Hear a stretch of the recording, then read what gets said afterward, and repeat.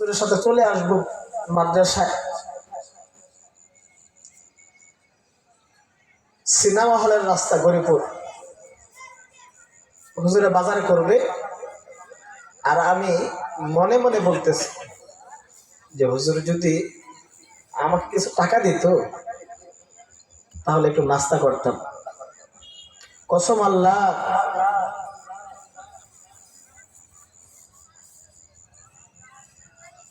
জিনাকে নিয়ে এত সমালোচনা করেন যারা, সাবধান হয়ে যাবেন, সতর্ক থাকবেন।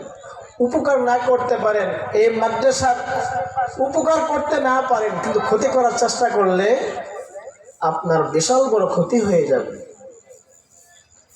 যখনই আমি বললাম মনে মনে আমার হুজুর যদি আমাকে কিছু টাকা দিত,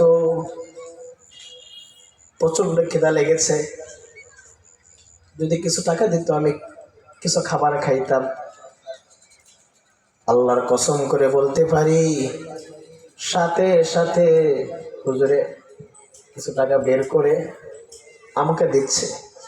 আল্লাহু আকবার, আল্লাহু আকবার, আল্লাহু আকবার। আমি বলি নাই হুজুরকে। এমন একজন আল্লাহর ওলিকে আমরা হারিয়েছি, শুধু শত শত হাফেজে কোরআনের উস্তাদ, আল্লাহর ওলি সাদামাটা ভাবে শুয়ে আছে, এখনো হাজার হাজার ছাত্র কাঁদে। এই মাজালিসুর রহমান, জালিসুর রহমান একটাই মেসেজ দিয়ে যাব, ওমা খলাকাতুল জিন্না ওয়াল ইনসা ইল্লা লিয়াবুদুন। মহান মালিকের ঘোষণা,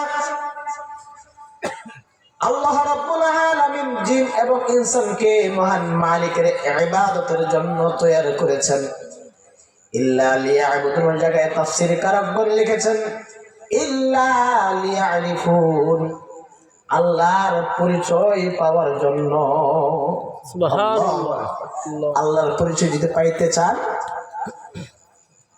আল্লাহর হাবিবের ঘর আমার উস্তাদ এই বাগান সাজিয়ে গেছেন, খোঁজখবর রাখবেন। কেমন খোঁজখবর রাখবেন জানেন? একটা মেসেজ দিচ্ছি, সন্তানকে যেমন মহব্বত করেন ঠিক তদ্রূপ মাদ্রাসাকে মহব্বত করবেন। দুনিয়াতেও পাবেন, আখিরাতেও পাবেন। যে যেভাবে সহযোগিতা করবেন, কসম আল্লাহ, আপনি পাবেন, দুনিয়াতেও পাবেন, আখিরাতেও পাবেন। সন্তান কখনোই বিপদে যাবে না, ঘরে কোনো অভাব থাকবে না যদি আপনি হাবিবের ঘরের কি মহব্বত করেন। যা কিছু করবেন আল্লাহ রাসূলের সন্তুষ্টির জন্য করবেন।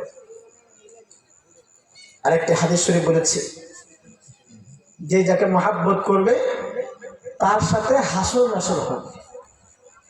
এখন আপনার মহব্বতটা কার সাথে? আপনার সম্পর্কটা কার সাথে? আল্লাহ ওলিদের সাথে, তলেবে ইলমের সাথে, না অন্য কারোর সাথে? আল্লাহ পাক যেন এই কথাগুলোর উপরে আমি গুনাহগারকে আমল করার তৌফিক দান করেন।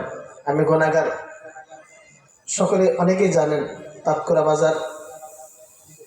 বাজার মসজিদের দায়িত্বে আছি।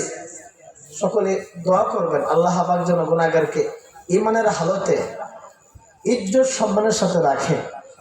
সকলে বলে আল্লাহুম্মা আমিন। আল্লাহুম্মা আমিন। আলহামদুলিল্লাহি রাব্বিল আলামিন। আসসালামু আলাইকুম ওয়া রাহমাতুল্লাহ।